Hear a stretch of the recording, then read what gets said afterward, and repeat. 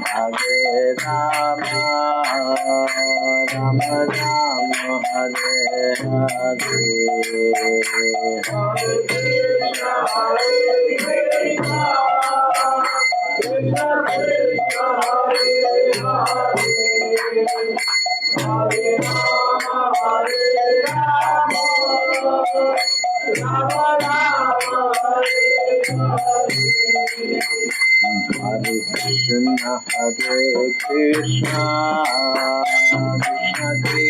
Hare Hare, Hare Rama, Hare Rama, Rama Rama, Hare Hare. Hare Krishna, Hare Krishna, Krishna Krishna, Hare Hare, Hare Rama, Hare Rama, Rama Rama, Hare Hare, Hare Krishna, Hare Krishna, Krishna Krishna, Hare Hare, Hare Rama, Hare Rama, Rama Rama, Hare Hare. Hare Krishna, Krishna Krishna, Hare Hare, Hare Ram, Ram Ram, Hare Hare. Hare Krishna, Krishna Krishna, Hare Hare, Hare Ram, Ram Ram, Hare Hare. Hare Krishna, Krishna Krishna, Hare Hare, Hare Ram, Ram Ram, Hare Hare. Hare Krishna, Krishna Krishna, Hare Hare, Hare Ram, Ram Ram. Jaya Radha Giridhari, Radha Giridhari Radhe.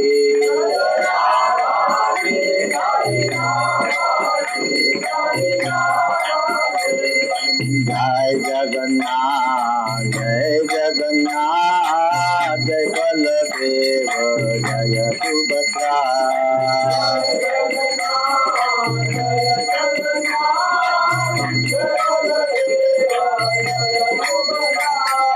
Jagannath Swami, Patagami, Nayan Patagami, Bhavatmi.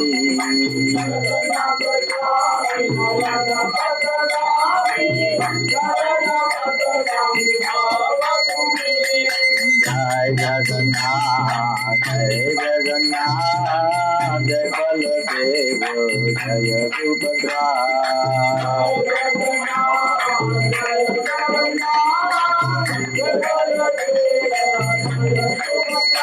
Jaya Gauranitai, Gauranitai, Gauranitai, Jaya Gauranitai.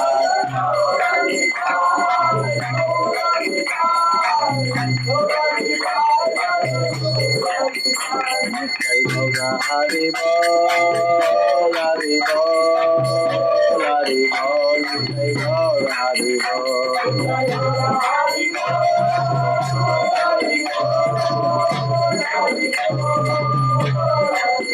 Jaya Jaya Prabhupada, Prabhupada, Prabhupada, Jaya Jaya Jaya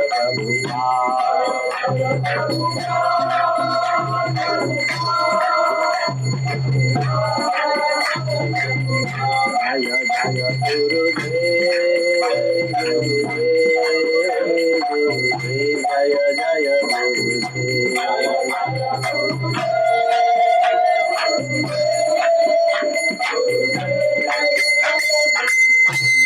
Jagat Guru Srila Prabhupada की जय। ओम नमो भगवते वासुदेवाय। ओम नमो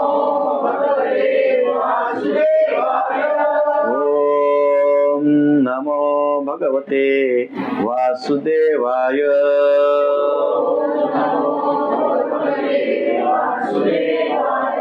ओम नमो भगवते वासुदेवाय।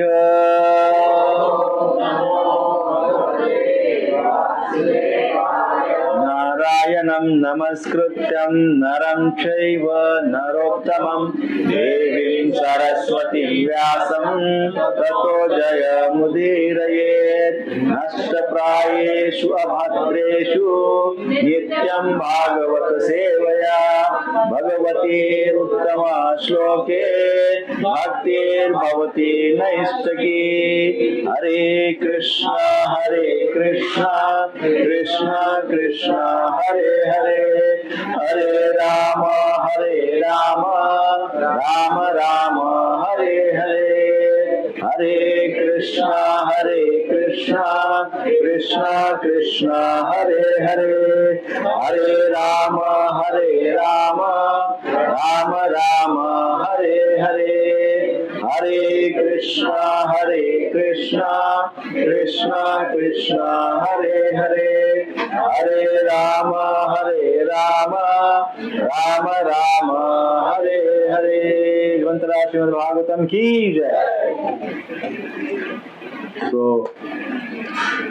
आज हम श्रीमद् भागवतम का प्रथम स्कंद का द्वितीय अध्याय का आरंभ करने जा रहे हैं, है ना।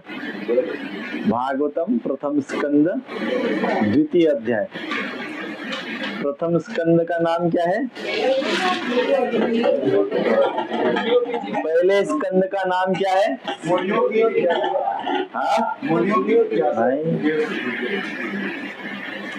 पहले स्कंद का नाम क्या है? अरे आप पहले अध्याय का नाम बता रहे हैं। पहले स्कंद का नाम क्या है? क्रिएशन, सृष्टि, ये पहले स्कंद का नाम है। पहले स्कंद के पहले अध्याय का नाम क्या है? मुनियों की जिज्ञासा। और दूसरे अध्याय का नाम क्या है? दिव्यता और दिव्य सेवा, है ना। Divine, divinity and divine service, दिव्यता और दिव्य सेवा। तो हम थोड़ा सा फ्लैशबैक करेंगे, उसके पहले प्रार्थना करेंगे। ओम अज्ञानतिमिरान्धस्य ज्ञानाञ्जनशलाकया चक्षुरुन्मिलितं येन तस्मै श्रीगुरुवे नमः। श्रीचैतन्यमनोभीष्टं स्थापितं येन भूतले स्वयं रूप कदा मह्यं ददाति स्वपदान्तिकं। वन्देऽहं श्रीगुरु श्रीयुतपदकमलं श्रीगुरोर्वैष्णवांश्च श्रीरूपं साग्रजातं सहगणा रघुनाथान्वितं तं सजीवं साद्वैतं सावधूतं परिजना सहितं कृष्ण चैतन्य देवं श्रीराधा कृष्ण पादान् सहगणा ललिता श्रीविशाखान्वितं हे कृष्ण करुणा सिंधु दीनबंधु जगत्पते गोपेश गोपिका कांत राधा कांत नमोस्तुते। तप्त कांचन गौरांगी श्रीराधे वृंदावनेश्वरी वृषभानुसुते देवी प्रणमामि हरिप्रिये। वाञ्छाकल्पतरुभ्यश्च कृपा सिन्धुभ्येव च पतितानां पावनेभ्यो वैष्णवेभ्यो नमो नमः। जय श्री कृष्ण चैतन्य प्रभु नित्यानंद श्री अद्वैत गदाधर श्रीवासादि गौर भक्तवृंद। हरे कृष्ण कृष्ण कृष्ण हरे हरे, हरे राम राम राम हरे हरे। हरे कृष्ण कृष्ण कृष्ण हरे हरे, हरे राम राम राम हरे हरे। हरे कृष्ण कृष्ण कृष्ण हरे हरे, हरे राम राम हरे हरे। श्रील प्रभुपाद की जय। तो हमने जो पहला अध्याय संपन्न किया है, पहले अध्याय का जो विषय था, एसेंस, सार, पहले अध्याय का प्रमुख विषय, पहले अध्याय का प्रमुख विषय थी जिज्ञासा। किसकी जिज्ञासा? मुनियों की जिज्ञासा। और मुनियों की यदि वो जिज्ञासा है तो वो जिज्ञासा संपूर्ण विश्व के कल्याण के लिए है। हमारी यदि कोई जिज्ञासा है तो वो केवल अपने ही कल्याण के लिए होती है। ऋषियों की, मुनियों की कोई जिज्ञासा यदि है तो वो जिज्ञासा होती क्यों है? मूल कारण क्या होता है? वो सबका कल्याण चाहते हैं, वो संपूर्ण सृष्टि का कल्याण चाहते हैं। तो मुनियों की क्या जिज्ञासा है, मुनियों की क्या जिज्ञासा है?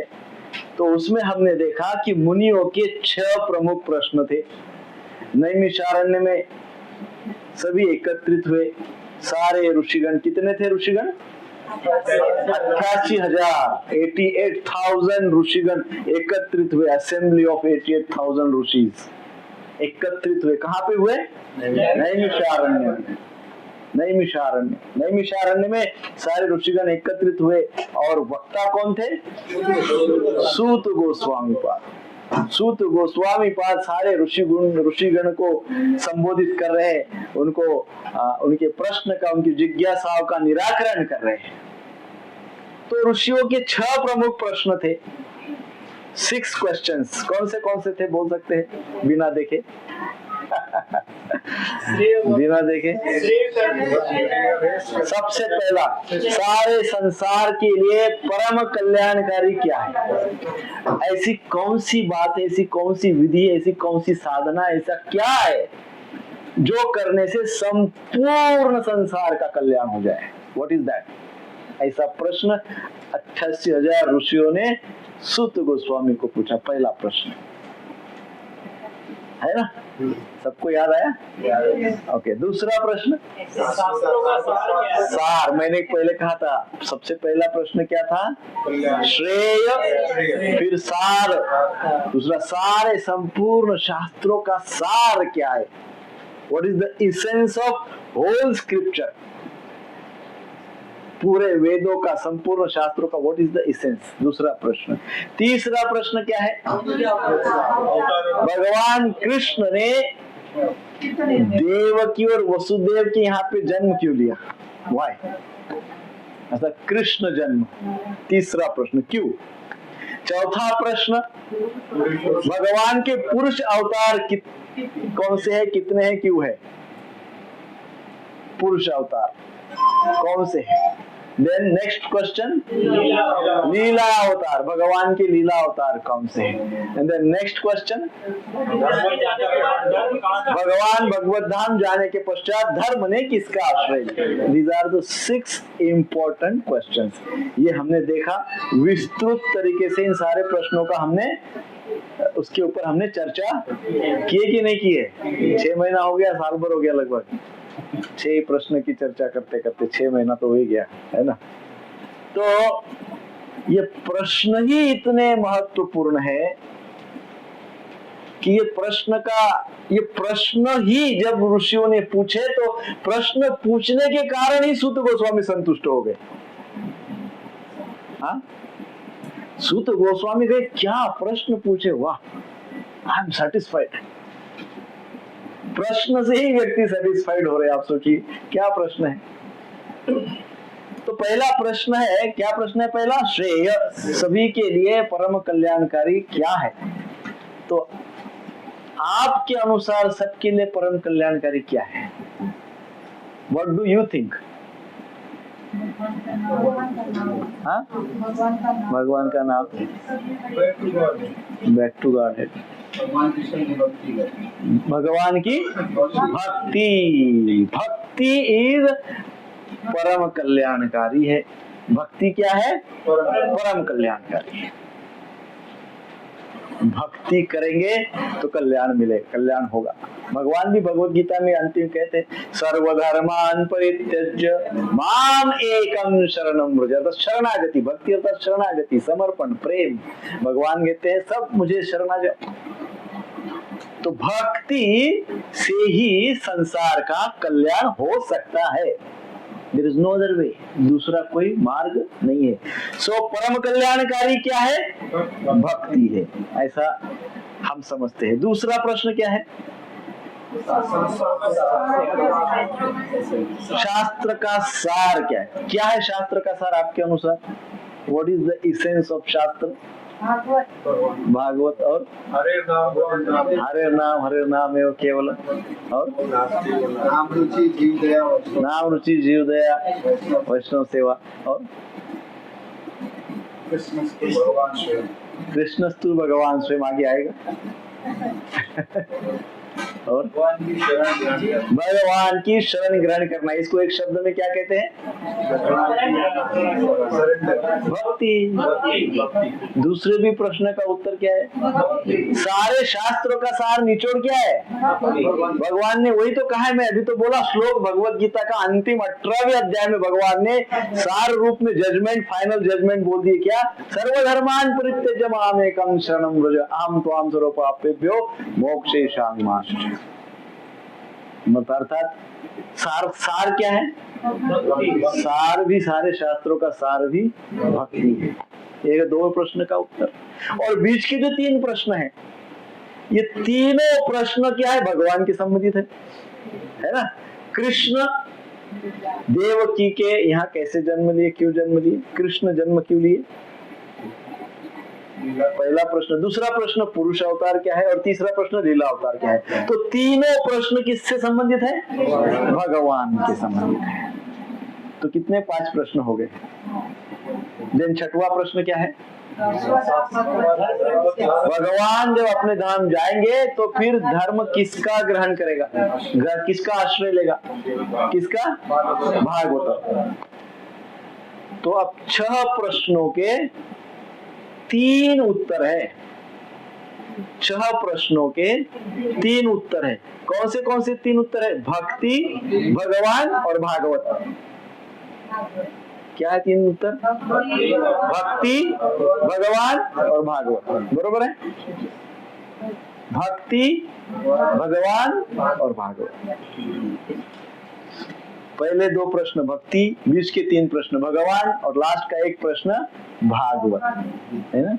यदि 3 हमारे पास है 3, यदि ये 3 हमारे पास है तो संपूर्ण भागवत हमको समझ में आ गई। हमने सही आश्रय ले लिया।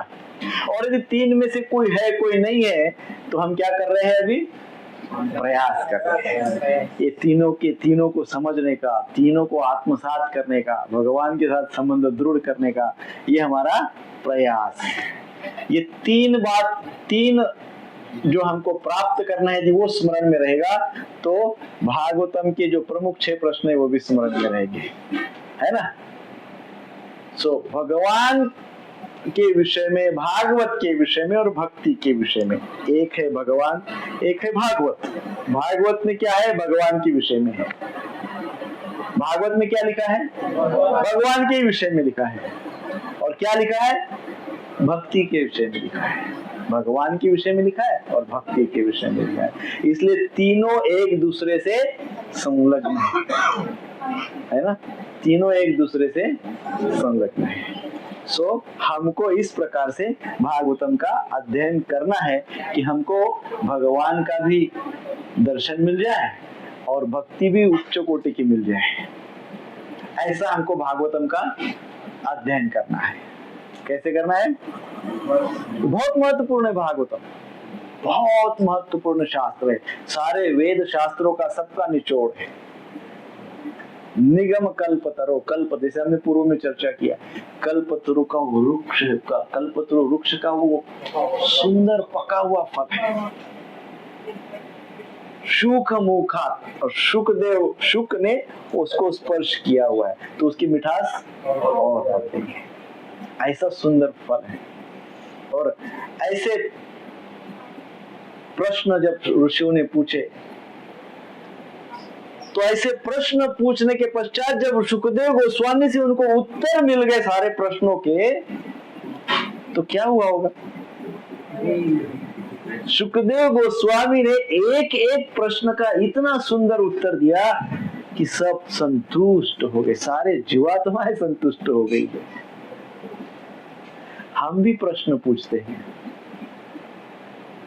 लेकिन कई बार हम कई लोगों का हम देखते हैं, कई बार प्रश्न पूछते हैं, वो कई बार उनको कई प्रकार से उत्तर मिलते हैं, फिर भी संतुष्ट नहीं होते,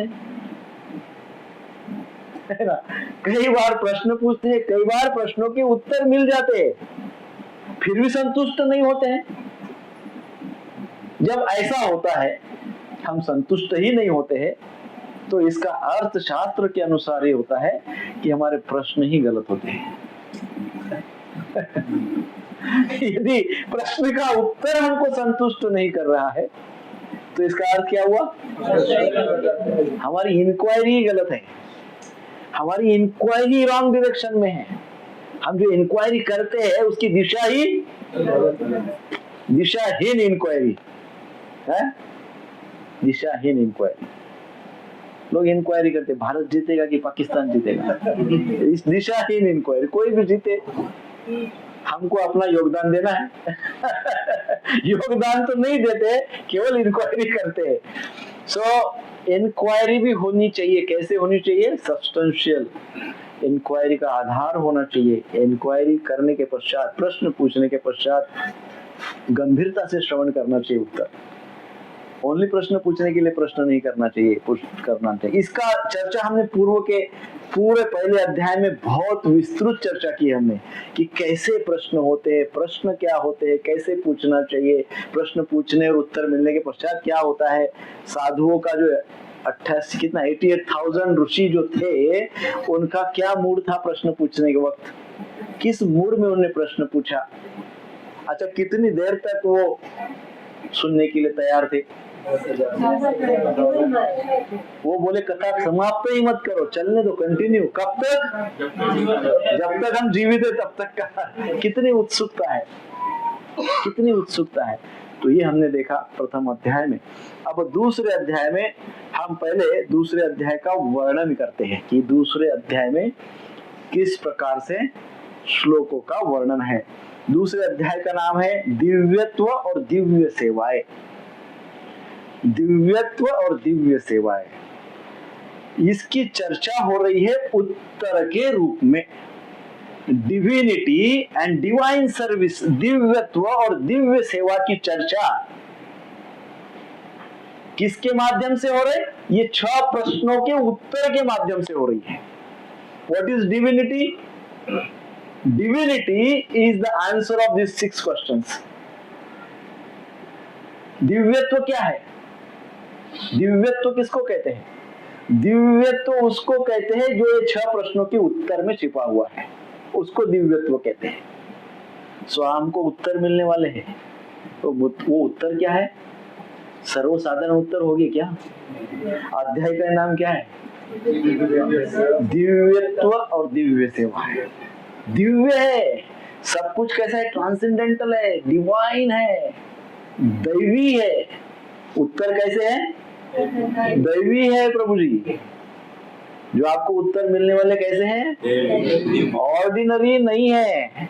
you have to take it seriously. उत्तर जब मिलेंगे तो केवल सुन के फुर्र नहीं होना है।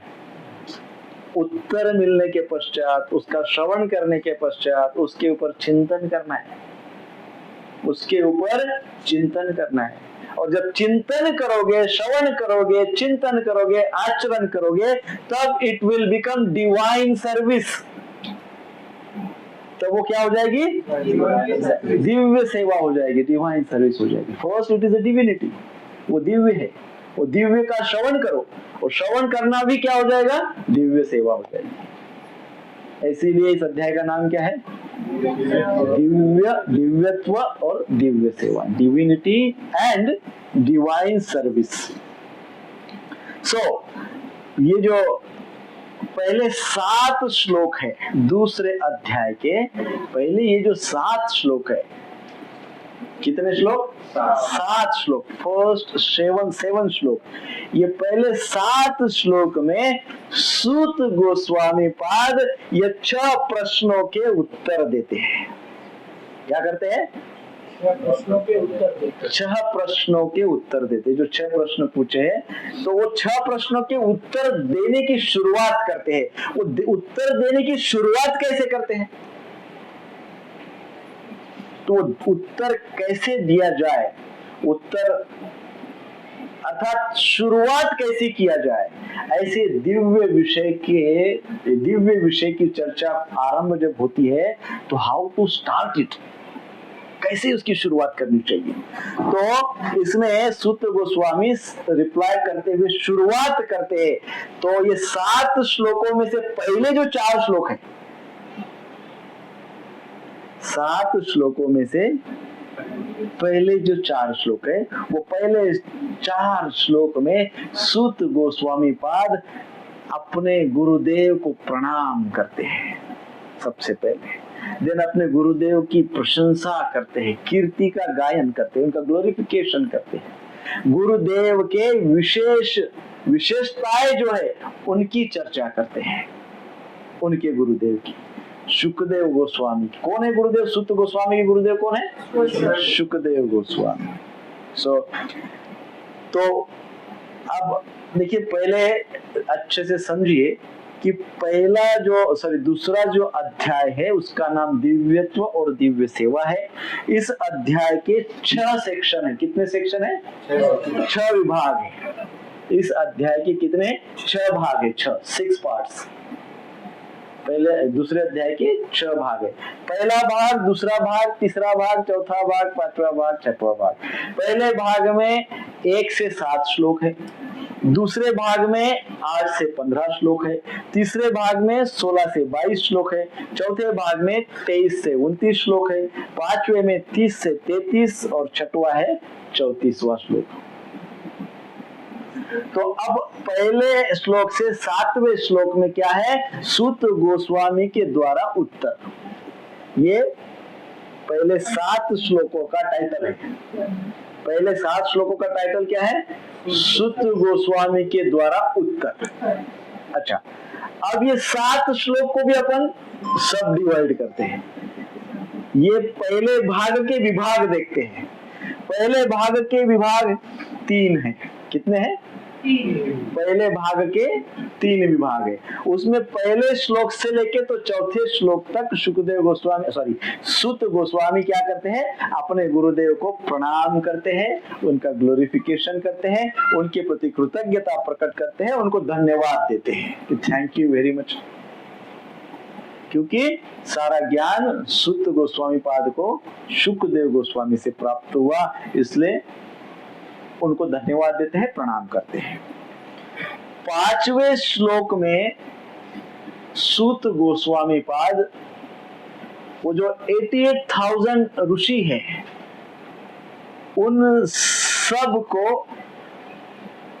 उन सबकी महिमा का गायन करते हैं। अर्थात क्या करते हैं? उनको ग्लोरीफाई करते हैं। किसको ग्लोरीफाई करते हैं? श्रोताओं को ग्लोरीफाई करते हैं। क्यों करते हैं श्रोताओं को ग्लोरीफाई? इतना सुंदर प्रश्न पूछा आपने कि आपके प्रश्न से मैं संतुष्ट हो गया। आप सोचिए, सूत गोस्वामी 6 प्रश्न पूछकर एकदम संतुष्ट हो गए। क्या वो संतुष्ट हो गए इसलिए वो श्रोताओं को ग्लोरीफाई कर रहे? नहीं, वो तो एक बात है। श्रोतागण जो सारे 88,000 ऋषि बैठे, उनको इसलिए ग्लोरीफाई कर रहे हैं क्योंकि उन्होंने प्रश्न पूछा, इसलिए इनको कृष्ण का ग्लोरिफिकेशन करने का अवसर मिला, ऐसा वो सोच रहे हैं। यदि ये ऋषिगण प्रश्न नहीं पूछते तो क्या सूत गोस्वामी भगवान का संपूर्ण भागवतम, भगवान का चरित्र, भगवान को ग्लोरीफाई कर पाते? हाँ? यदि आप लोगों में यदि भाव नहीं होता, आपको भागवतम श्रवण करने का शुद्ध भाव नहीं होता, तो क्या मेरे में हिम्मत होती यहाँ तक आके बोलने की? वो तो आपका भाव है, आपकी शुद्धता है, आपकी जिज्ञासा है और प्रभुपाद जी की कृपा है। ऐसा ही हम प्रभुपाद जी की कृपा से कुछ वर्णन कर पाते हैं, परंतु वहां बात किसकी हो रही है? वो साक्षात भगवान का ग्लोरिफिकेशन कर रहे सूत गोस्वामी। तो जो भी वक्ता होता है, विशेषकर जो भी वक्ता होता है, वो क्यों भगवान का ग्लोरिफिकेशन करता है? क्योंकि श्रोता की जिज्ञासा होती है, इसलिए श्रोता की जिज्ञासा होती है, इसलिए वक्ता ग्लोरीफाई कर सकता है भगवान को। आपके पास प्रकांड जिज्ञासा होगी तभी वक्ता बोल पाएगा। सो यहाँ सूत गोस्वामी पाद ये 88,000 ऋषियों को ग्लोरीफाई इसलिए कर रहे हैं कि हे ऋषिवर, आप सभी को बहुत बहुत धन्यवाद। पहले तो आपने बहुत ही सुंदर इंक्वायरी की, इट्स वेरी रैशनल, बहुत बढ़िया दिव्य प्रश्न आपने पूछे। आपने ऐसे प्रश्न पूछे कि उसके उत्तर दिव्य है, डिवाइन है। और दूसरी बात है, क्योंकि आपने प्रश्न पूछे तो अब मुझे योग्यता प्राप्त हुई भगवान का ग्लोरिफिकेशन करने की। That's why thank you very much, बहुत बहुत धन्यवाद। इस प्रकार से ये चर्चा कौन से श्लोक में है? 5वें श्लोक में है। फिर श्लोक संख्या 6 और 7, श्लोक संख्या 6वां और 7वां, ये 2 श्लोक में सूत गोस्वामी पाद पहले और दूसरे प्रश्न का उत्तर देते हैं। कौन से प्रश्न का उत्तर देते हैं? पहले और दूसरे प्रश्न का उत्तर देते हैं गोस्वामी। पहला प्रश्न क्या है? संपूर्ण संसार के लिए कल्याणकारी श्रेय कर्म क्या है? कल्याणकारी कर्म क्या है? द बेस्ट एक्शन क्या है? हाँ? दूसरा प्रश्न क्या है? सारे शास्त्र का सार क्या है? 1.1.9 एंड 1.1.11, इसमें ये 2 प्रश्न पूछे हैं, 1.1.9 एंड 1.1.11। पहले स्कंद के पहले अध्याय का 9वां श्लोक और 11वां श्लोक, ये 2 श्लोक में ये 2 प्रश्न पूछे हैं। और ये 2 प्रश्नों के उत्तर दूसरे अध्याय के 6वें और 7वें श्लोक में सूत गोस्वामी पाद देते हैं कि सब परम कल्याणकारी क्या है और सारे शास्त्र का सार क्या है। कहाँ पे उत्तर मिलते हैं? 6वां और 7वां। देन 8वां श्लोक, 8वां 9वां और 10वां, इन 3 श्लोकों में सूत गोस्वामी पाद समझाते हैं कि हमारे कर्तव्य कर्म क्या है, हमारे ऑब्लिगेटरी ड्यूटीज, ऑक्युपेशनल ड्यूटीज क्या है, हमारे कर्तव्य कर्म क्या है। और कहते हैं ये सारे जो हमारे कर्तव्य कर्म हैं उसका उद्देश्य क्या है, what is the goal of our occupational duties. ये समझाते हैं किसमें?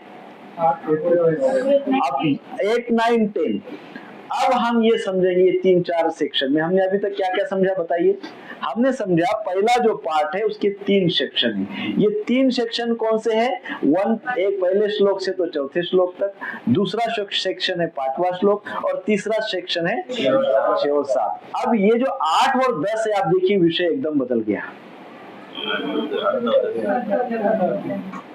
जो दूसरा जो 8 से 10 है उसमें क्या आ गया? Occupational duty.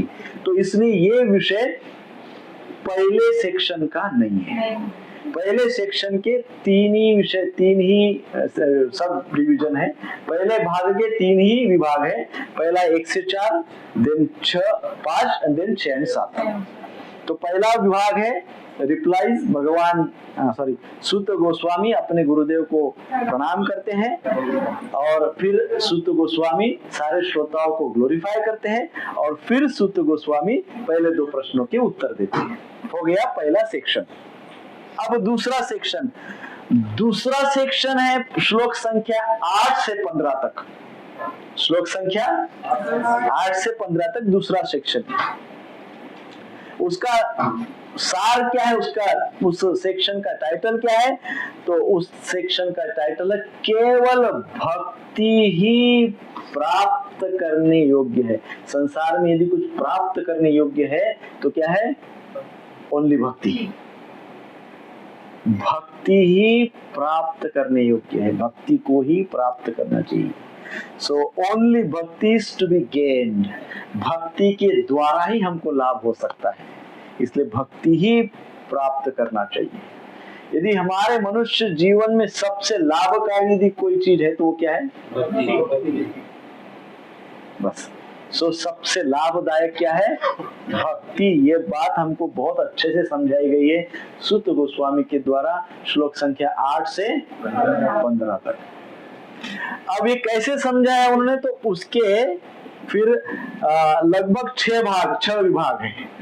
इस भाग के 6 विभाग है। पहले विभाग में सूत गोस्वामी पाद हमको बताते हैं कि हमारी ऑक्युपेशनल ड्यूटीज क्या है, जैसा अभी बताया, हमारे कर्तव्य कर्म क्या है और वो कर्तव्य कर्म के उद्देश्य क्या है, वो बताते हैं श्लोक संख्या 8 से 10। 11वें श्लोक में बताते हैं, 11वां श्लोक बहुत महत्वपूर्ण है। 11वें श्लोक में बताते हैं कि भगवत तत्व के, उस ब्रह्म के, उस सत्य के, है ना, उस परम सत्य के 3 फीचर्स क्या है, उस परम सत्य के 3 रूप क्या है। हाँ, परम सत्य के 3 रूप क्या है, वो हमको किस में बताते हैं? 11वें श्लोक में बताते हैं। 12वें श्लोक में क्या कहते हैं? 12वें श्लोक में बताते कि वो जो 3 तत्व हम जान गए परम सत्य के, वो 3 तत्व को, या ऐसे परमात्म तत्व, ब्रह्म तत्व या भगवत तत्व या भगवान को यदि रियलाइज करना है तो वो उनको रियलाइज करने का केवल एकमात्र ही हमारे पास मार्ग है, और वो है भक्ति। क्या है? भक्ति। वो कौन से? 12वें श्लोक में बताया है। देन 13वां श्लोक, 13वें श्लोक में भी एक ही बात बता रहे। 13वें श्लोक में भी क्या बताते हैं? हमारी जो संपूर्ण संसार की जो सृष्टि जो चल रही है, संपूर्ण मनुष्य समाज इस संपूर्ण संसार में अपने जीवन को अच्छे से ठीक से यापन कर पा रहा है। क्यों? क्योंकि एक सिस्टम वो फॉलो करता है। कौन सी सिस्टम? वर्णाश्रम धर्म, है ना। कोई है जो टीचर है, कोई है जो गाइड है, कोई है जो रिसर्चर्स है, कोई है जो एडमिनिस्ट्रेटर है, कोई है जो बिजनेस करते हैं, कोई है जो सर्विस सेक्टर में है। हो गया ब्राह्मण, क्षत्रिय, वैश्य, शूद्र, ये सारे संसार, संपूर्ण संसार इसमें डिवाइड है। तो ये जो वर्णाश्रम धर्म है, ये वर्णाश्रम धर्म का पर्पस भी केवल भक्ति है। ये वर्णाश्रम धर्म का पर्पस, वर्णाश्रम धर्म का उद्देश्य क्या है? उसका भी उद्देश्य भक्ति। वो हमको 13वें श्लोक में समझाएंगे। हमने देखा कि 11वें श्लोक में परम सत्य के विषय में बताएंगे, 12वें श्लोक में परम सत्य का अनुभव कैसा लेना है उसके विषय में बताएंगे, 13वें श्लोक में बताएंगे कि हमारे संपूर्ण मनुष्य जीवन का जो भी कुछ कार्यकलाप है उसका भी उद्देश्य भक्ति है, और फिर 14वें श्लोक में बताएंगे इसलिए therefore इसलिए श्रवण करो, चिंतन करो, ग्लोरीफाई करो, महात्मा का गायन करो। किसके? भगवान के। तो भगवान का स्मरण करो, भगवान का चिंतन करो, है ना, भगवान की पूजा करो। ये कौन से श्लोक में बताएंगे? 14वें श्लोक में। फिर 15वें श्लोक में बहुत महत्वपूर्ण बात बताते हैं। हमारे जो कर्म है सबके पीठ पे बहुत बड़ा बोझा है। हम सब अपने अपने पीठ पे टन्स ऑफ वेट, है ना, टन्स ऑफ लोड कैरी कर रहे हैं। टन्स ऑफ, सबके पीठ पे बैठा हुआ है, हेवी, बहुत हेवी लोड है। चल नहीं पा रहे, चलने को मुश्किल होती है। चलने को मुश्किल होती का अर्थ क्या है? चलने को मुश्किल होता है, इसका अर्थ होता है सांसारिक जीवन में हम बहुत स्ट्रेसफुल, एंजाइटी में परेशान, फ्रस्ट्रेटेड रहते हैं, है ना। चल नहीं पाते, इतना लोड हम लेके आ रहे हैं। मेरे सर पे 100 किलो वजन दे देंगे तो क्या मैं वहां तक चल पाऊंगा? लेकिन मुझे तो दौड़ना है, ना भौतिक जीवन में। भौतिक जीवन में बहुत दौड़ लगानी है, बड़ी, बहुत फास्ट, बहुत दौड़ना है, बहुत फास्ट। लेकिन मेरे सर के ऊपर 100 किलो वजन दे दिया, अरे दौड़ने की तो बात छोड़ो, मैं चल भी नहीं पाऊंगा 10 कदम। 100 किलो वजन लेके चल पाएगा कोई? नहीं चल पाएगा, योग्य दिशा में नहीं चल पाएगा। तो हम तो प्रभु जी 100 किलो तो छोड़ो, कई टन का लोड लेकर चल रहे हैं। हमारे कर्म रूपी लोड, पता नहीं पूर्व में क्या कर्म किए होगे, संचित कर्म क्या होगे, क्रियमाण कर्म क्या होगे, हमको कुछ पता नहीं है। हाँ? अनेकों अनेकों प्रकार से कर्मों का लोड लेकर हम चल रहे हैं, है ना? We don't know. अब ये लोड को कम कैसा करेंगे? कुछ तरीका है? तो यहाँ पे 15वें श्लोक में सुत गोस्वामी कहते हैं, भगवान के नाम रूप गुण लीलाओं का स्मरण केवल मात्र हमारे लोड को कम कर सकता है, अन्यथा संसार में ऐसा कोई सुपर कैप्सूल नहीं जो हमारे पीठ के ऊपर जो लोड है उसको कम कर सके। नॉट पॉसिबल, है ना? वो पॉसिबल नहीं। तो क्या है? रिमेम्बरेंस, स्मरण, भगवान के नाम रूप गुण लीलाओं का स्मरण ही हमको हमारे कर्म रूपी लोड से मुक्त कर सकता है। तो ये हो गया दूसरा भाग। सो ये हो गया दूसरा भाग। दूसरे भाग का टाइटल क्या था? हाँ, भक्ति से ही लाभ होगा। भक्ति ही कल्याणकारी है, भक्ति ही लाभकारी है, और भक्ति लाभकारी है। इस विषय को समझाते हुए बहुत सारी बातें सुत गोस्वामी पाद हमको समझाने वाले हैं दूसरे अध्याय में। तीसरा सेक्शन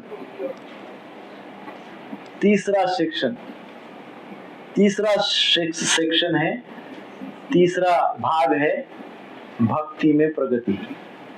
तीसरा भाग क्या है? भक्ति में प्रगति। इसके दो ही विभाग हैं। भक्ति में प्रगति इस विषय के केवल दो ही विभाग हैं। पहला विभाग है 16वें श्लोक से लेके तो 20वें श्लोक तक, 16 to 20।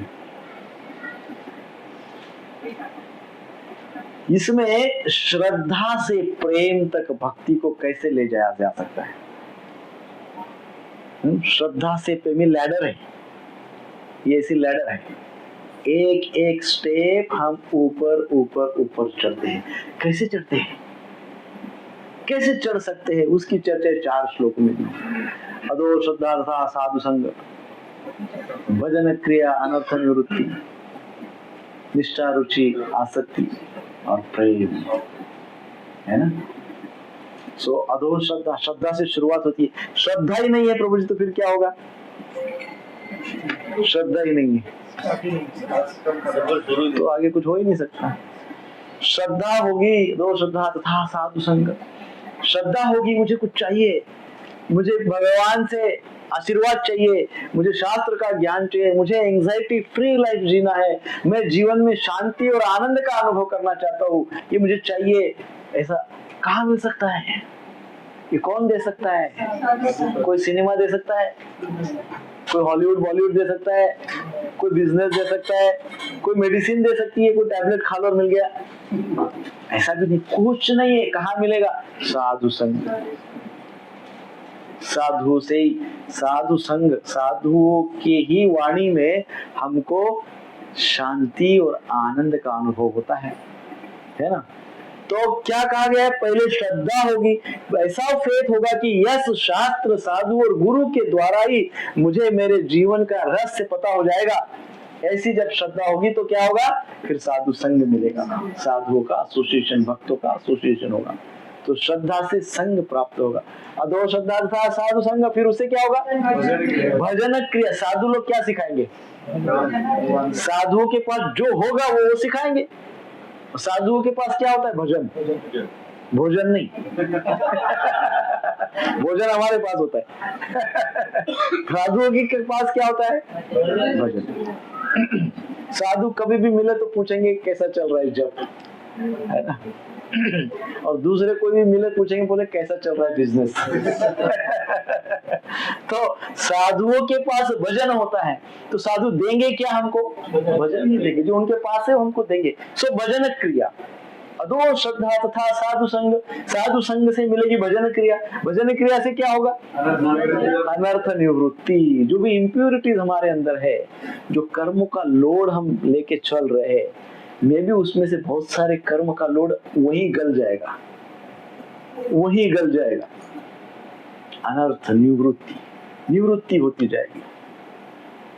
इस प्रकार से अनर्थों की निवृत्ति होते होते फिर व्यक्ति की निष्ठा होने लगेगी, साधु गुरु शास्त्र और भगवान में निष्ठा होने लगेगी।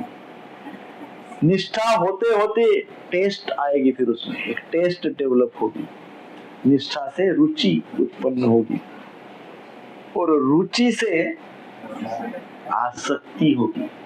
फिर आसक्त हो जाएंगे हम उस शास्त्र से, उस भगवान के इंस्ट्रक्शन से, है ना, वो रियलाइजेशन से। फिर हमको ऐसी आसक्ति होगी, हमको रोज कुछ ना कुछ तो अनुभूति चाहिए ही, उसके बिना तो रह ही नहीं सकते। ऐसे हम भगवान के साथ हट करेंगे, आसक्ति के स्तर पे जाएंगे तब, आसक्ति के स्तर पे जाएंगे तब। सो निष्ठा, रुचि, आसक्ति, और फिर हमारे हृदय में भाव प्रकट होगा, है ना, भाव प्रकट होगा, और फिर हम भगवान से प्रेम करने लग जाएंगे। ये स्टेजेस जो है, ये श्रद्धा टू प्रेम, श्रद्धा से प्रेम तक का भक्ति का प्रवास है, भक्ति में जीवन का प्रवास है। और इसको, इस प्रवास को कैसे किया जा सकता है, श्रद्धा कैसे डेवलप करे? सबसे पहला तो प्रश्न वही है, श्रद्धा को हृदय में श्रद्धा ही नहीं बन पाती है। There is no faith, there is no faith. ऐसा संसार में हो ही नहीं सकता है कि व्यक्ति का किसी में विश्वास ही नहीं है, ऐसा हो नहीं सकता। विश्वास अवश्य होता है। What is important is किस में होता है, विश्वास किस में करता है, that is important. So उसके विषय में हम उस समय और विस्तृत चर्चा करेंगे।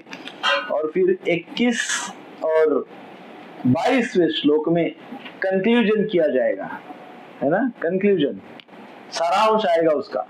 क्या सारांश? सारांश में हमको समझाएंगे सूत गोस्वामी पाद कि जितने भी भक्त लोग हैं, जितने भी भक्त हैं, वो सब भक्तिमय मार्ग पे चलते हैं, वो सारे भक्ति मार्ग पे चलते। जितने भी डिवोटीज है, ऑल ट्रांसेंडेंटलिस्ट परफॉर्म भक्ति, वो भक्ति करते हैं। जितने भी भक्त है वो क्या करते हैं? भक्ति करते हैं। ये कंक्लूजन के रूप में 21 और 22 में समझाएंगे कि कैसी भक्ति करते हैं और कितने टाइप के भक्त हैं, इसकी चर्चा होगी। अब आ गया चौथा पार्ट, अब आ गया चौथा भाग, वो है 23 से 29। 23 से 29 चौथे भाग में सूत गोस्वामी पाद कहेंगे कि केवल भगवान की ही सेवा होनी चाहिए। नाम रूप गुण लीला किसका श्रेष्ठ है? भगवान का ही तो है। अब हम किसी का भी नाम 1000 बार लेंगे तो क्या होगा? कुछ लाभ मिलेगा? मान लो किसी का एक नाम ले लेते हैं, किसी का भी एक नाम पप्पू, 1000 बार पप्पू बोलेंगे कैसा लगेगा?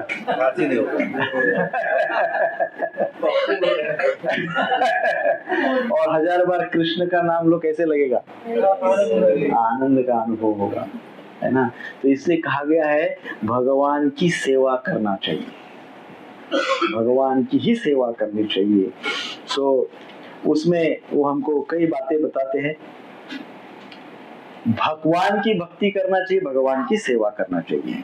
सो 22 और 23वां जो श्लोक है उसमें हमको समझाएंगे कि भगवान श्री विष्णु की यदि हम पूजा करते हैं तो भगवान श्री विष्णु की पूजा हम विष्णु भगवान को गुणावतार समझ के करना चाहिए। भगवान के गुणावतार, Vishnu is to be worshipped among गुणावतार। 26 और 27 में कहा गया है रिजेक्टिंग डेमिगॉड्स वर्शिप, अर्थात उन्होंने कहा है कि भगवान की ही भक्ति की जा सकती है और देवी देवताओं की भक्ति नहीं, उपासना की जाती है। भक्ति केवल भगवान की होती है और उपासना देवी देवताओं की होती है। तो ये चर्चा 26 और 27 में होगी।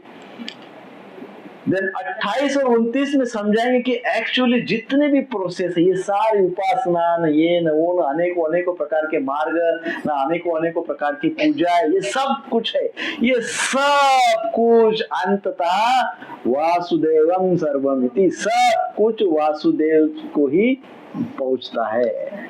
सब कुछ जो है अंततः वासुदेव भगवान तक ही जाता है। ये 28वें और 29वें श्लोक में हमको समझाएंगे। फिर 30 और 33, 30 to 30 to 33, ये 4 श्लोक, ये चौथे प्रश्न का उत्तर है। चौथे प्रश्न का उत्तर कैसे है? चौथे प्रश्न में पूछा गया था भगवान के पुरुषावतार, भगवान के पुरुषावतार। पुरुषावतार का अर्थ ये है कि वो जो भगवान है ना, वो भगवान ये भौतिक जगत में कैसे रहते हैं? हाँ? वो भगवान ये मटेरियल वर्ल्ड में कैसे रहते हैं? तो उसका उत्तर है 30 to 33। इसमें आगे है पुरुषावतार। ये चारों के चारों श्लोक, इसके कोई विभाग नहीं है, एक ही भाग है। उसमें क्या बताया गया? Answer to question number 4। Question number 4, भगवान के पुरुषावतार कौन से है, उसका पूर्ण उत्तर दिया गया है। तो अब जो 34वां श्लोक है, 34वां श्लोक, उसमें बताया गया है भगवान, तीसरा प्रश्न का उत्तर है। तीसरा प्रश्न क्या है? भगवान कृष्ण क्यों आते हैं? भगवान कृष्ण देवकी के पुत्र के रूप में क्यों आते हैं? तो उसका उत्तर ये 34वें श्लोक में दिया है। भगवान इसलिए आते हैं कि सारे जीवात्माओं को अपने लीलाओं के द्वारा आकृष्ट करके अपने धाम ले जाने के लिए आते हैं। उसका डिटेल उत्तर होगा 34वें श्लोक में। इस प्रकार से दूसरे अध्याय का हमने विवरण जो है वो समझा है कि क्या दूसरे अध्याय का विवरण है। दूसरा अध्याय बहुत महत्वपूर्ण है। अब आज हम पहला श्लोक में भी पहला और दूसरा श्लोक करने का प्रयास करेंगे, बट एटलीस्ट पहले श्लोक की तो चर्चा हम कर सकते हैं। तो पहला श्लोक क्या है? कौन पढ़ सकता? अच्छा, हम रिसाइट करते हैं। व्यास उवाच इति संप्रश्न संदृष्टो विप्राणां रोमहर्षिणिः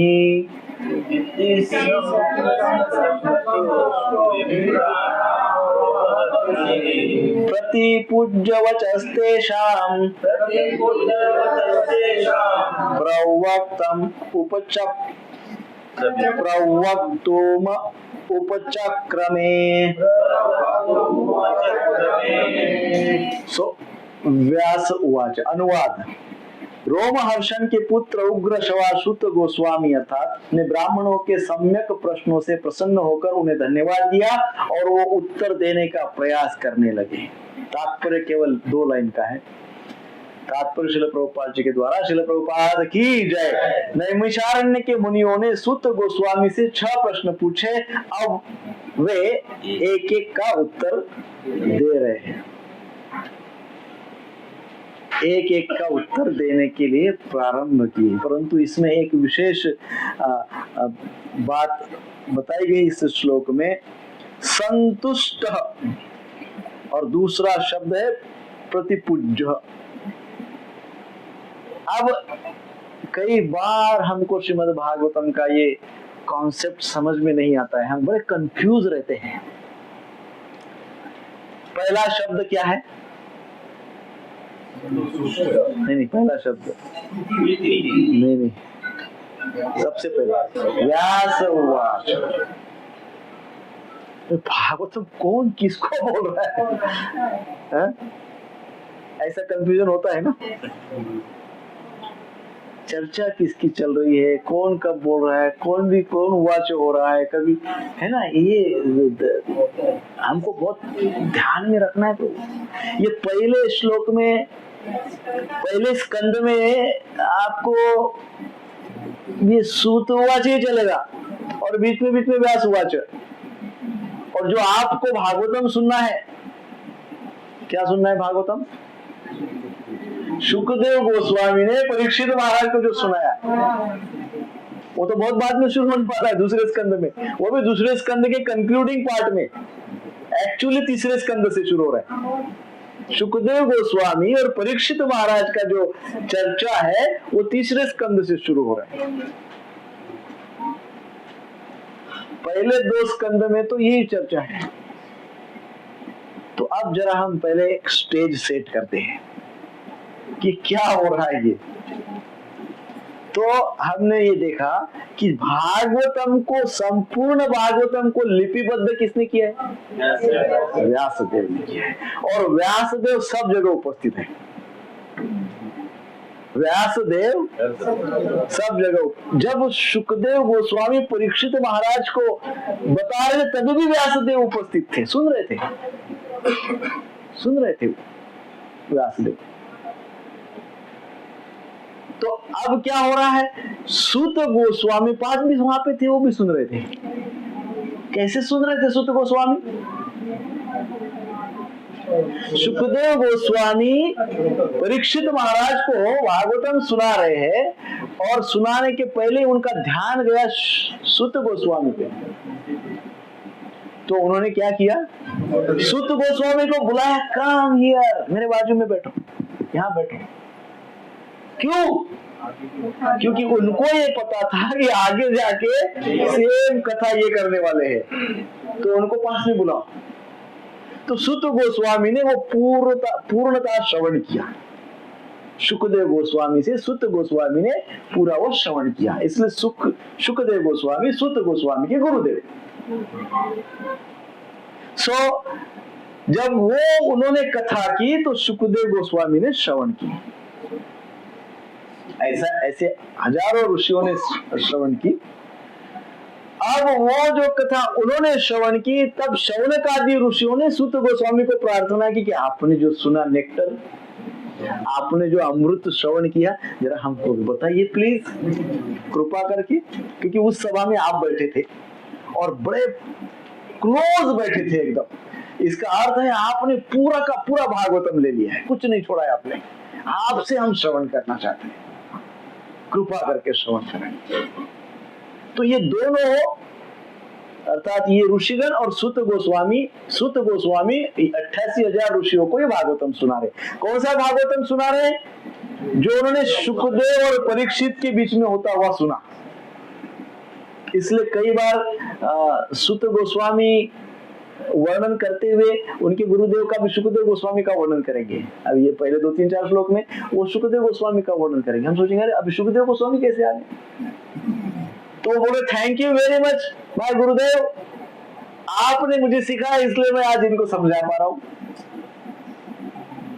तो इसकी पूर्व की चर्चा हमने ऑलरेडी की है कि क्यों सूत गोस्वामी को ही बुलाकर उनको भागवतम बताया गया। इसकी चर्चा हमने पहले अध्याय में हमने पूर्ण की है। तो इस प्रकार से शुकदेव गोस्वामी, परीक्षित महाराज, इनका भागवतम सुना सूत गोस्वामी ने। जागते रहो। सूत गोस्वामी ने सुना। सूत गोस्वामी ने सुनकर ये भागवत कथा पुनः आयोजित की नैमिषारण्य में शौनक आदि ऋषि और सूत गोस्वामी ने शौनक आदि ऋषियों को सुनाया। और पूर्व में ऑलरेडी नारद जी और व्यास जी के बीच में भागवतम हुई है। क्यों लिखा किसने, कब लिखा, कैसे लिखा? व्यास जी ने लिखा। क्यों लिखा? क्योंकि उन्होंने पूछा नारद जी को। नारद जी ने बोला कि आप बोलो, कहो क्या आपका भाव है, बताओ। तो भाव बताया उन्होंने कि भागवत भाव। तो अब क्या हो रहा है? व्यास उवाचो। तो व्यासदेव दोनों सिचुएशन में, दोनों कथाओं में थे। व्यासदेव अब बता रहे हैं, क्या लिख रहे हैं कि क्या लिख रहे हैं? व्यासदेव बता रहे हैं कि इस प्रकार से रोमहर्षण के पुत्र, अभी व्यासदेव लिख रहे इसलिए वो ऐसा लिख रहे हैं। वो क्या लिख रहे हैं? रोमहर्षण इति संप्रश्न संतुष्टो विप्राणाम रोमहर्षणी। उन्होंने सूत गोस्वामी नहीं लिखा, व्यासदेव लिख रहे इसलिए उन्होंने क्या लिखा? सूत गोस्वामी ने लिखा। उन्होंने कहा रोमहर्षण के पुत्र ने इस प्रकार से संतुष्ट होकर उत्तर देने के लिए प्रारंभ किया, ऐसा बोले वो, है ना? समझ रहे ना कि मिस हो गए? क्योंकि व्यासदेव ये वांगमय के साक्षात अवतार है, वो सब जानते हैं। वो क्या करते हैं? सब जानते हैं। तो वो ये लिख रहे हैं कि अब देखो ऐसा ऐसा सब कुछ हुआ, भागवतम लिपिबद्ध करते हो तो हमको सबको समझा रहे कि ऐसे ऐसे हुआ। एक बार उन्होंने बोला, एक बार उन्होंने बोला, अब मैंने नारद मुनि के कहने पर मैंने लिपिबद्ध किया, ऐसा उन्होंने नहीं बोला। भागवत के महात्म्य में बोला गया है कि व्यास मुनि ने क्यों भागवतम लिखा।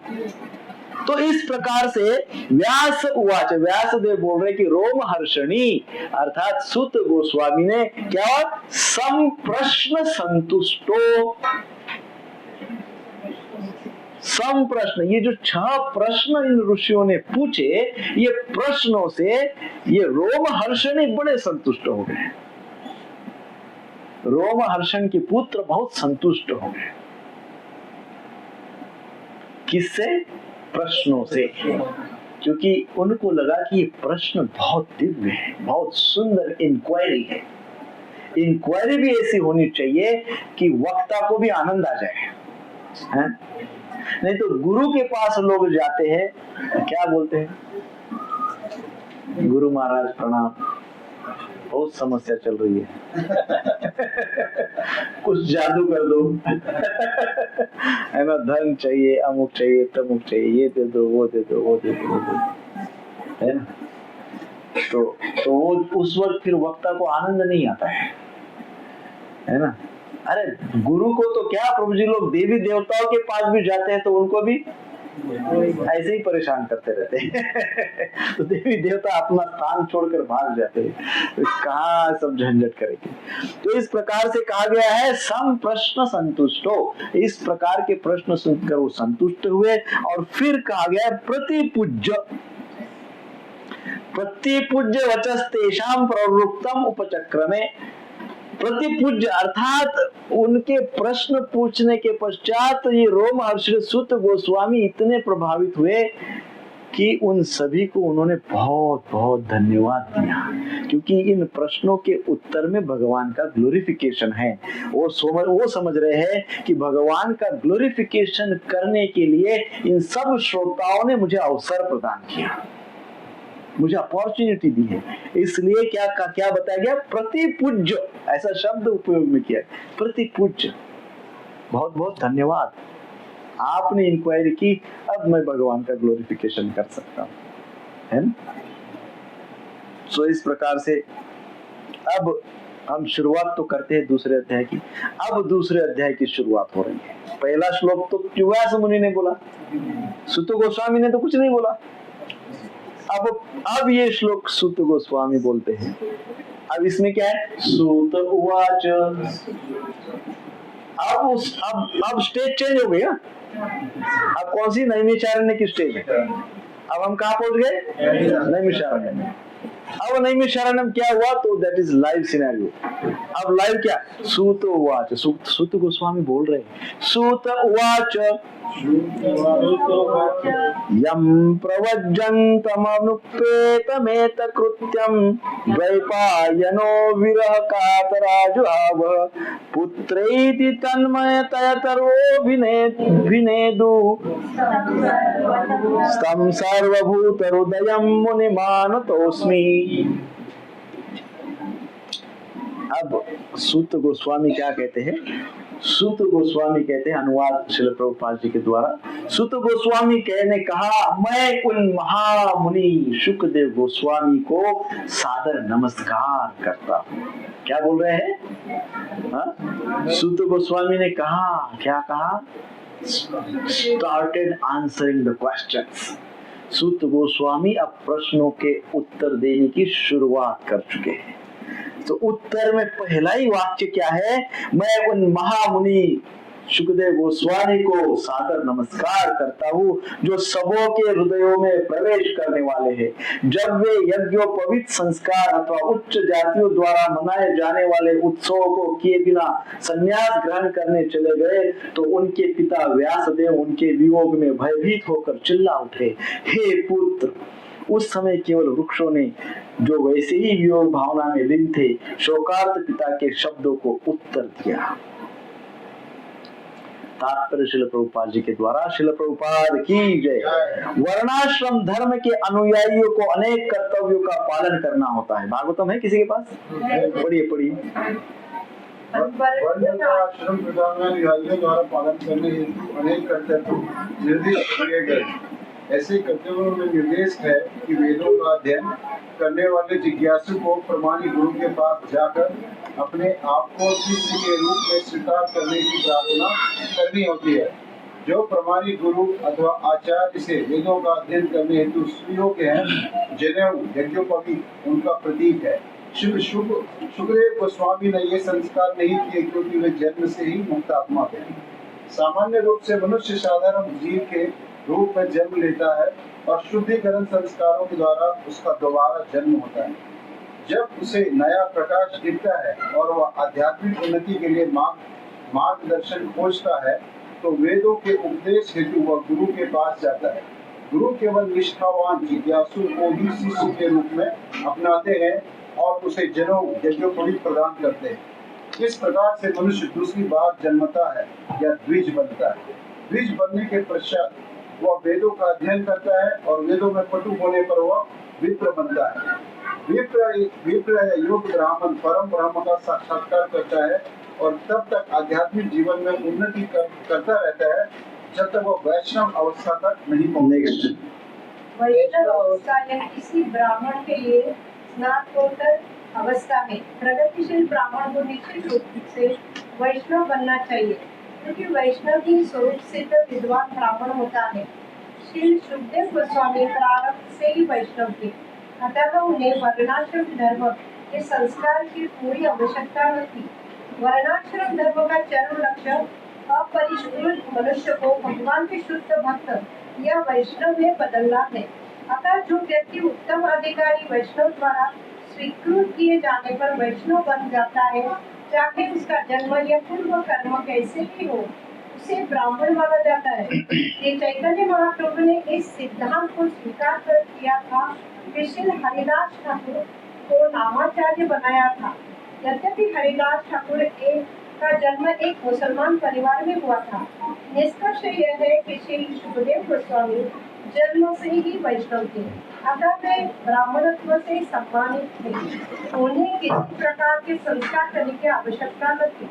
कोई भी निम्न कुल में उत्पन्न व्यक्ति, चाहे वो किरात हो या पूर्ण हो, आद्र हो, पुलिंद हो, कुलच्छा हो, आबिर हो, शुभ हो, यमन हो, कस हो या इनमें से भी निम्न हो, वैष्णव की कृपा से उसका उद्धार हो जाता है और वह सर्वोच्च दिव्य पद को प्राप्त करता है। श्री सुखदेव गोस्वामी श्री सूत गोस्वामी के गुरु थे, अतः वे नैमिषारण्य के मुनियों के प्रश्नों के उत्तर देने के पूर्व अपने गुरु को नमस्कार करते हैं। So yam pravajjantam अनुपेतमेत कृत्यम। So मैं सूत गोस्वामी कहते हैं, मैं उन महामुनि सुखदेव गोस्वामी को सादर नमस्कार करता हूँ। व्यक्ति यदि प्रति समय अपने गुरु परंपरा को, अपने गुरुदेव का स्मरण नहीं करेगा तो क्या होगा? उसके अंदर अहंकार भर जाएगा, भयंकर अहंकार। प्रभु जी, जो ज्ञान है ना, ये ज्ञान बड़ी विचित्र चीज है। ये जब हो जाता है ना ज्ञान, तो व्यक्ति पृथ्वी पे नहीं चलता, वो हवा में उड़ता है। उसको क्या लगता है?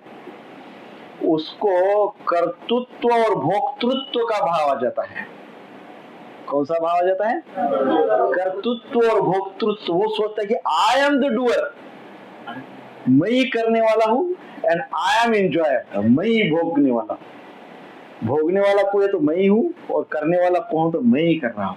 सो कर्तृत्व और भोक्तृत्व का भाव इतना बढ़ जाता है उसके अंदर कि वो फिर भगवान के साथ कंपटीशन करने लगता है ना। सो इसलिए हमको हमारे आचार्यगण हमको यही गुरु परंपरा हमको सिखाती है। क्या सिखाती है? हमको गुरु परंपरा क्या सिखाती है कि गुरुदेव का कृतज्ञता प्रति क्षण प्रकट करनी चाहिए, कृतज्ञ रहना चाहिए गुरुदेव के प्रति।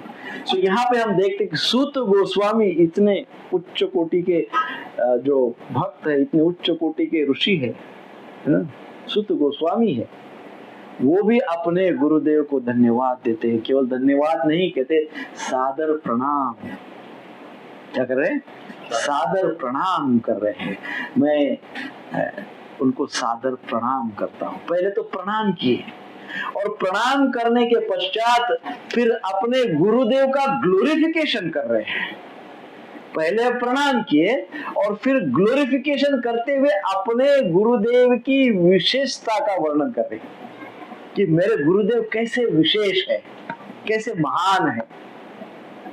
पहले तो प्रणाम किए और फिर ग्लोरिफिकेशन। ग्लोरिफिकेशन करते वक्त वो क्या कहते हैं? वो कहते हैं कि मेरे जो गुरुदेव है, जो सुखदेव गोस्वामी है, वो बड़े महान है, और उनकी विशेषता है, वो क्या विशेषता है? वो सबों के हृदय में प्रवेश करने वाले हैं। हाँ, वे सबों के हृदय में प्रवेश करने वाले, सबके हृदय में वो प्रवेश करते हैं। सबके हृदय में परमात्मा रूप में जैसे भगवान रहते हैं ना, वैसे सुखदेव गोस्वामी के पास एक विशेष शक्ति, एक विशेष पावर थी। वो जिसके चाहे किसी के भी हृदय में प्रवेश कर सकते थे। ये उनकी विशेषता थी सुखदेव गोस्वामी की। और ये विशेषता को समझाते वक्त सूत गोस्वामी पाद उनके जन्म की कथा का वर्णन कर रहे हैं।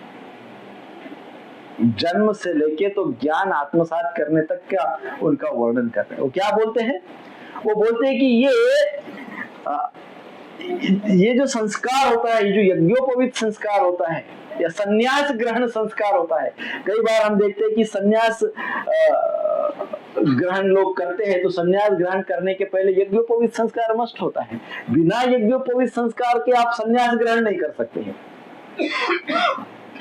परंतु सूत गोस्वामी के सुखदेव गोस्वामी का वर्णन करते हुए बताया जा रहा है कि उनको तो ये सारे जो अनुष्ठान वगैरह है, जो सारे कर्म कांड है, ये उनके लिए कोई आवश्यक नहीं था, क्योंकि वो जन्मता ही, मूलतः ही वो सन्यासी थे, संन्यस्त थे, पहले ही से ही वो संन्यस्त थे। उनको वो संन्यस्त होने के लिए किसी उपचार या किसी प्रकार के अनुष्ठान की आवश्यकता नहीं थी। वो किसको होती है? प्रभुपाद जी तात्पर्य में समझाते हैं, वो अनुष्ठान और ये सब करने की आवश्यकता किसको होती है? जिसको प्योर होना है। संस्कार शब्द का अर्थ क्या होता है? संस्कार अर्थात it's a process of purification. संस्कार का अर्थ होता है शुद्धिकरण की प्रक्रिया, है ना। 16 संस्कार होते हैं हमारे वेदों के अनुसार, 16 संस्कार होते हैं। 16 संस्कार अर्थात क्या? ये 16 के 16 संस्कार हमको एक एक स्टेज से प्यूरिफाई करते जाते हैं, शुद्ध करते जाते हैं, पवित्र बनाते जाते हैं। एक संस्कार हुआ तो हम एक स्टेज की पवित्रता आ गई, अगला संस्कार हुआ फिर हम पवित्र होते गए, फिर नेक्स्ट संस्कार, ऐसे 16 संस्कार। इसलिए हमारा होता है सीमंतोन्नयन संस्कार, फिर उसके पश्चात होता है नामकरण संस्कार, फिर होता है, ऐसे बहुत सारे संस्कार होते हैं अंत्येष्टि तक, ऐसे 16 संस्कार होते हैं। और प्रत्येक संस्कार क्या करता है? हमको प्यूरिफाई करता है। संस्कार मीन्स प्यूरिफिकेशन। परंतु सुखदेव गोस्वामी के विषय में वो संन्यस्त, जन्म से संन्यस्त थे। उनको सन्यासी बनने के लिए किसी भी प्रकार का संस्कार करने की आवश्यकता नहीं, जन्म से ही वैष्णव है।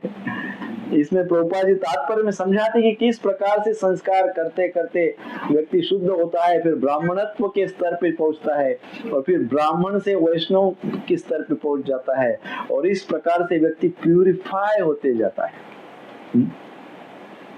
तो शुकदेव गोस्वामी के विषय में बताते हो कैसे वो सबके हृदय में प्रवेश करते हैं। तो उनकी जन्म की कथा, जन्म का वर्णन संक्षेप में सुत गोस्वामी करते हैं इस श्लोक में। जन्म के वक्त क्या हुआ, शुकदेव गोस्वामी पाद गर्भ में थे, माता के गर्भ से बाहर ही नहीं निकल रहे थे। बोले नहीं, मैं यहाँ पे ना, I am able to remember Krishna, मैं गर्भावस्था में यहाँ मैं भगवान का बहुत अच्छा स्मरण कर पा रहा हूँ। परंतु मैंने सुना है, मुझे पता है कि बाहर के जगत में माया ही माया है। बाहर क्या है? मायामय जगत। तो मैं बाहर आ जाऊंगा तो पता नहीं मुझे माया का प्रभाव मेरे पे हो जाएगा। इसलिए वो अंदर ही थे, गर्भ में ही रहे। 16 वर्ष तक वो गर्भ में रहे, 16 years तक। Can you imagine? कई आचार्य इसका वर्णन बहुत भिन्न भिन्न प्रकार से करते हैं। 16 वर्ष का वर्णन है, कोई 12 भी बोलते हैं, बट 16 वर्ष का मैंने बहुत आचार्यों से श्रवण किया है, 16 years तक। तो 12 से 16 भी यदि आप समझते हैं तो भी वो इतने इस भौतिक मायामय जगत से चिंतित थे कि नहीं जाना है, मुझे यही भक्ति करना है। तब व्यास देव को ऐसे लगा कि ये क्या हो रहा है। व्यास देव को लगा कि ये कोई ऐसी काली विद्या है या कोई भयंकर कोई राक्षस है, या कौन है ये जो बाहर नहीं आ रहा है पृथ्वी पे। तो व्यासदेव एक दिन क्रोध में बोलने लगे, कौन है तू, बाहर आ जा, नहीं तो मैं तुझे वही भस्म कर दूंगा। जब अपने पिता के शब्द उन्होंने अंदर सुने तो बोले कि नहीं पिताश्री, मैं राक्षस नहीं हूँ, मैं भगवान के भक्ति में तल्लीन हूँ और मुझे भय है, मुझे चिंता है, भय नहीं चिंता है कि बाहर का जगत तो मायामय जगत है, उस मायामय जगत में यदि मैं आ जाऊंगा तो मेरी भक्ति नष्ट हो जाएगी। हाँ। तब व्यासदेव कहते हैं कि नहीं, ऐसा नहीं होगा, तुम बाहर आ जाओ, तुमको भगवान की भक्ति, कृष्ण भक्ति प्राप्त होगी। ऐसे व्यासदेव वचन देते हैं। और तब शुकदेव गोस्वामी का जन्म होता है और जन्म होते से वो भाग जाते हैं। जन्म होते से ही रन सवे भाग जाते हैं, बोले कहीं नहीं रहना यहाँ पे, मुझे यहाँ नहीं रुकना है। इतने वो वैरागी है, इतना उनका दृढ़ भक्ति है, वो मुझे यहाँ पे नहीं, वो जंगल की ओर भागते हैं। तो अब क्या किया जाए। और फिर हाँ, जब वो भागते हैं तो उनके पीछे पीछे व्यास मुनि भागते हैं। कौन भागते हैं? व्यासदेव भी भागते हैं। बड़ी करुण अवस्था है। विरह इस शब्द आया है इसमें, द्वैपायन विरह, अर्थात द्वैपायनो विरह कातर आजुहाव, दूसरी पंक्ति। व्यासदेव अपने पुत्र का विरह का अनुभव करते हैं और विरह के कारण उनके पीछे पीछे दौड़ते हैं, पुत्र है, पुत्र है, पुत्र। ऐसे चिल्लाते हुए जाते हैं। और शुकदेव गोस्वामी समझ जाते हैं कि मेरे पिताश्री बड़े भयभीत हो गए हैं, बड़े विरह में है, उन्हें पीछे आ रहे हैं और ये जंगल में दौड़ रहे हैं। सारे वृक्ष ये सब देख रहे हैं, संपूर्ण वृक्ष सारे सीन को देख रहे हैं।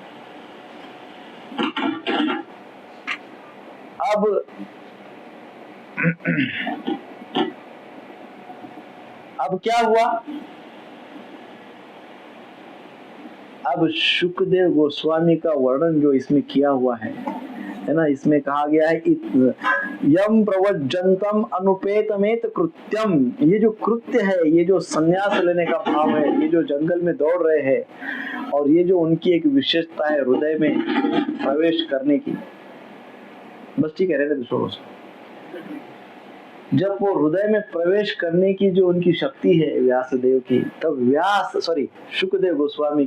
सुखदेव गोस्वामी सारे वृक्षों को देखते हैं और फिर उन वृक्ष की चेतना में प्रवेश करते हैं। सुखदेव गोस्वामी वो उन वृक्षों की चेतना में प्रवेश करते हैं, उन वृक्षों को कहते हैं कि मेरे पिताश्री को समझाओ, मेरे पिताश्री को समझाओ, मैं कहीं जाने वाला नहीं, परंतु मैं माया में नहीं रहना चाहता हूँ, उनको समझाओ मैं माया में नहीं रहना चाहता हूँ। वो बड़े विरह का अनुभव कर रहे, बड़े दुखी हो गए पिताश्री, उनके दुख को दूर कर, उनको बताओ।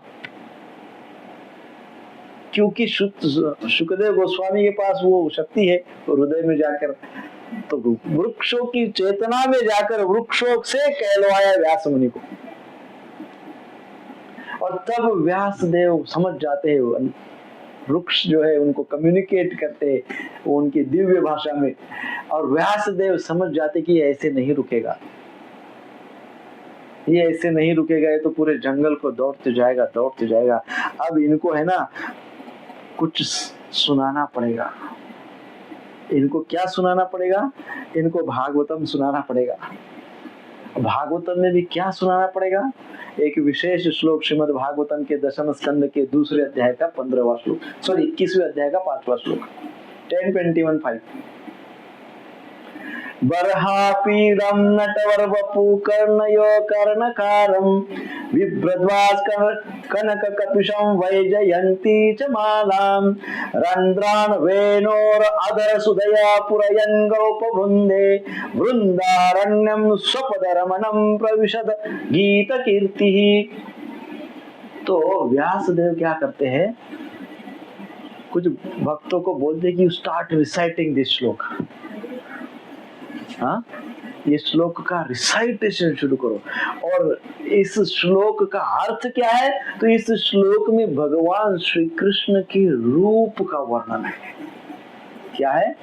भगवान कृष्ण के रूप का वर्णन। क्या क्या कहा गया है? बर्हापीडम नटवर वपु, अर्थात उनके सिर पर क्या है? कर्णयो कर्णिकारम, उनके सिर पर बर्हापीड वो मोर पंख है, उनके मस्तक पर क्या है? मोर पंख है, और वो मोर पंख आभूषण के रूप में भगवान श्री कृष्ण के मस्तक पे विराजमान है। कर्णयो कर्णिकारम, उनके कानों में क्या है? उनके कानों में कर्णिकार फूल है। क्या है? उनके कानों में कर्णिकार फूल है, कानों में फूल लगे हुए हैं। सोने के समान पीतांबर धारण किए हुए हैं, और वैजयंती च माला, वैजयंती माला धारण किए हुए हैं। भगवान, ऐसे भगवान श्री कृष्ण अपने ओठों पे बांसुरी लगाते हुए, बांसुरी का वादन करते हुए धीरे धीरे वृंदावन में प्रवेश कर रहे हैं। ऐसा श्लोक का अर्थ। और ये जब इन्होंने सुना, रुक गए। जिनको मैं ढूंढ रहा था, जिनका दर्शन मैं चाहता हूँ, वो कहाँ है? इनका वर्णन मैं सुन रहा हूँ, कहाँ है? वो रुक जाते हैं वहां पे, और रुक कर वो संपूर्ण उस श्रवण करते हैं, और इस प्रकार से व्यास देव से उनका मिलन होता है।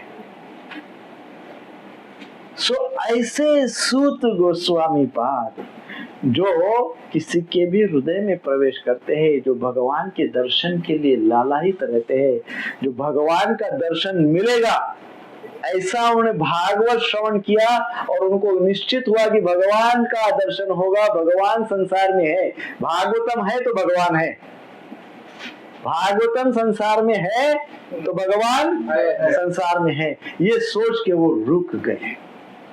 ऐसे सुत गोस्वामी पाद को मैं प्रणाम करता हूँ। ऐसे मेरे गुरुदेव है, ऐसे वो बता रहे हैं, और उन्होंने संपूर्ण ज्ञान अपने पिता श्री व्यासदेव जी से पूरा ज्ञान। फिर क्या हुआ, फिर ये जब उन्होंने सुना व्यासदेव जी से जब मिले, तब व्यासदेव जी ने उनको बैठाकर पूरा भागवत का ज्ञान प्रदान किया, संपूर्ण ज्ञान को दिया, संपूर्ण ज्ञान। इस प्रकार से अपने गुरुदेव के विषय में चर्चा करते हुए सूत गोस्वामी पाद बता रहे, हमको समझा रहे हैं। हरे कृष्णा कृष्ण कृष्ण हरे हरे, हरे राम राम राम हरे हरे। तो तीसरा श्लोक आज नहीं करेंगे हम पूर्ण। तीसरे श्लोक में भी वो शुकदेव गोस्वामी के क्वालिफिकेशन की ही चर्चा कंटिन्यू है। शुकदेव गोस्वामी की क्या पोजीशन है, क्या स्तर है शुकदेव गोस्वामी का, वो पुनः तीसरा श्लोक उसी पे आधारित है। परंतु उसको क्योंकि अब 8 बज गए हैं, समय समाप्त हुआ है, तो हम नेक्स्ट टाइम करेंगे। ये दूसरा अध्याय अतिशय महत्वपूर्ण है, दूसरा अध्याय अतिशय महत्वपूर्ण है। एक्चुअली भागवतम के सारे अध्याय अतिशय महत्वपूर्ण है, परंतु इस दूसरे अध्याय में ही वही श्लोक आता है। कौन सा? नारायणं नमस्कृत्यं नरं चैव नरोत्तमं देवीं सरस्वतीं व्यासं ततो जयमुदीरयेत्। ये श्लोक इसी अध्याय में है। अभी 2-3 श्लोक के पश्चात ही है दूसरे अध्याय, चौथा श्लोक है। So this is very important. So इसको हम नेक्स्ट संडे इसकी चर्चा करेंगे। श्रील प्रभुपाद की जय। तो अभी टेक होम पॉइंट, आपको इसमें क्या समझ में आया? कुछ समझ में आया कि नहीं आया? आया तो क्या आया? क्या आपके हृदय तक पहुंच गया? हृदय का दरवाजा खुला था कि बंद करके बैठे थे? इसको बंद कर दो।